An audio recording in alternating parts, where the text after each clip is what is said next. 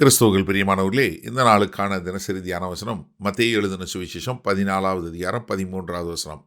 மத்தேயு 14:13, மேத்யூ 14:13. இயேசு அதை கேட்டு அவ்விடம் விட்டு படவில் ஏறி வனாந்தரமான ஒரு இடத்திற்கு தனியே போனார். ஜனங்கள் அதை கேள்விப்பட்டு பட்டணங்களிலிருந்து கால்நடையாய் அவரிடத்திற்கு போனார்கள். இப்போ யோவான் ஸ்நானகன் இறந்ததை கர்த்தராகிய இயேசு கிறிஸ்து கேள்விப்பட்டு அவ்விடம் விட்டு படகுல ஏறி வனாந்தரமான ஒரு இடத்துக்கு தனியாக போனார். அப்போ இது எதை காட்டுகிறது?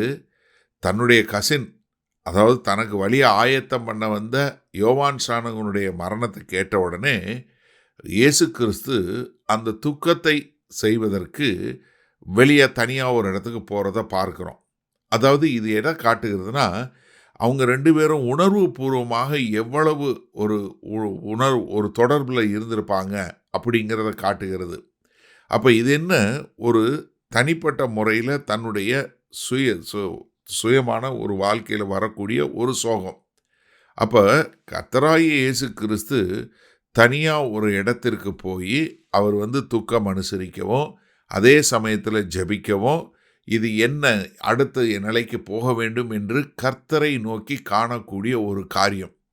அப்போ ஒரு வனாந்தரமான இடம் அப்படின்னு சொல்லுவது எதை காட்டுகிறதுனா, அங்கே போய் இருந்து ஒரு ரிட்ரீட்னு சொல்கிறோம் இல்லையா, அந்த மாதிரி தனியாக ஒரு இடத்துல இருந்து தன்னை புதுப்பித்து கொள்வதற்காக போகிறத ஒழிய, ஐயோ எனக்கு இப்படி ஆயிடுச்சேன்னு சொல்லி அப்படி ஒரு மோசமான நிலைக்கு போவதற்காக அல்ல. அப்போ என்ன, வனாந்தரம் என்பது என்னன்னா, தங்களை தனிமைப்படுத்தி கொள்வது எதற்காகனா, தங்களை கர்த்தரில் புதுப்பித்து கொள்வதற்காக. இப்போ கர்த்தராகிய இயேசு கிறிஸ்து அங்கே தான் போகிறார். ஆனால் அவர் அங்கே போனாலும் ஜனங்கள் எல்லாம் என்ன, நடந்தே அங்கே போயிடறாங்க. கர்த்தராகிய இயேசு கிறிஸ்து கலிலேயா கடலை கடந்து வனாந்தரமான பகுதி என்று சொல்லக்கூடிய கலிலேயா கடலுக்கு வடக்கு பக்கத்தில் உள்ள ஒரு பகுதிக்கு போகிறாரு. ஆனால் ஜனங்கள் என்ன பண்ணுறாங்க, நடந்தே அவ்வளோ தூரம், ஒரு கிட்டத்தட்ட ஒரு 6லேருந்து 8 மைல் தூரம் இருக்கணும். அவர்கள் என்ன பண்ணுறாங்க, நடந்தே அங்கே வர்றாங்க. அங்கே கர்த்தர் அவர்கள் மேலே மனதுருகி செய்யக்கூடிய ஒரு காரியத்தை பார்க்குறோம்.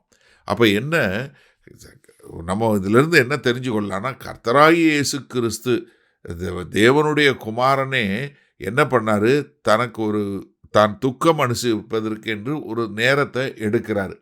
அப்போ துக்கம் அனுசரிப்பது என்பது பலவீனம் அல்ல, அது ஒரு மனிதனுடைய உணர்வு என்பதை நாம் புரிந்து கொள்ள வேண்டும். அதே சமயத்தில் ஒரு ஆவிக்குரிய முறையில் ஒரு தனிப்பட்ட ஒரு காரியம் வரும்போது நம்ம இது எதற்காக நடைபெறுகிறது, இதனுடைய நோக்கம் என்ன என்பதை புரிந்து கொள்வதற்கு, ஒரு ஆவிக்குரிய முறையில் ஒரு தனியான ஒரு விளக்கம் தெரிந்து கொள்வதற்கு நாம் தனித்து தேவனோடு இருப்பது என்பது அவசியம் என்பதை நாம் புரிந்து கொள்ள வேண்டும். சரி, இதனால் இந்த வசனத்தை நம்ம எப்படி எடுத்துக்கொள்வது? இப்போ யோசிச்சு பாருங்க, கர்த்தராகிய இயேசு கிறிஸ்துவுக்கே துக்கம் அனுசரிக்க வேண்டிய ஒரு காரியம் இருந்ததுன்னா நமக்கு இருக்குமா இல்லையா? நிச்சயமாக இருக்கும். ஆனால் இந்த துக்கம் அனுசரிப்பது எப்படிங்கிறதான் அது.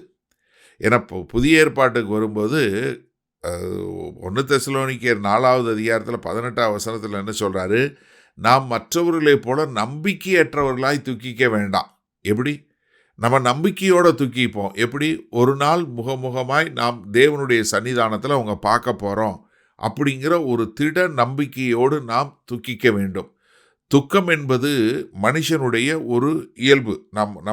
நமக்கு உண்டான, நமக்கு உறவில் உள்ளவங்களோ இல்லை நம்மளுடைய சொந்த குடும்பமோ, மனைவியோ, கணவனோ, பிள்ளையோ, பெற்றோரோ மரித்து போவது என்பது நடக்கக்கூடிய காரியம். நாமும் ஒரு நாள் மரிக்கத்தான் போகிறோம்.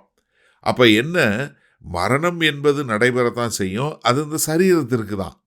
ஆனால் நம்ம என்ன, ஒரு திடமான நம்பிக்கை என்ன, நம்ம எல்லாரும் தேவனுடைய சன்னிதானத்தில் நம்ம என்ன, ஒரு நாள் நம்ம தனியாக அவங்கள பார்க்க போகிறோம், முகமுகமாய் பார்க்க போகிறோம் என்கிற நம்பிக்கை தான் நமக்கு இருக்குது. அப்போ அந்த நம்பிக்கையோடு நம்ம துக்கிக்கணும்.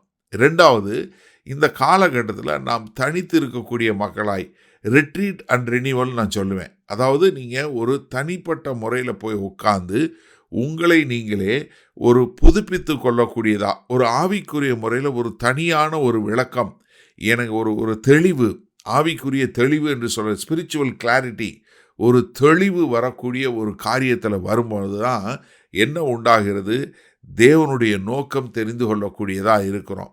அப்போ ஒரு வனாந்தரமான மகிதி என்பது ஒரு வனாந்தரமான இடத்துக்கு போவதுன்னு தனிமைப்படுத்துவது மாத்திரம் இல்லை, தன்னை தனிமைப்படுத்தி புதுப்பித்து ஒரு ஆவிக்குரிய முறையில் தெளிவடைந்தவர்களாய் வந்து தேவனுடைய நோக்கத்தை நிறைவேற்றக்கூடிய மக்களாய் இருக்க வேண்டும்.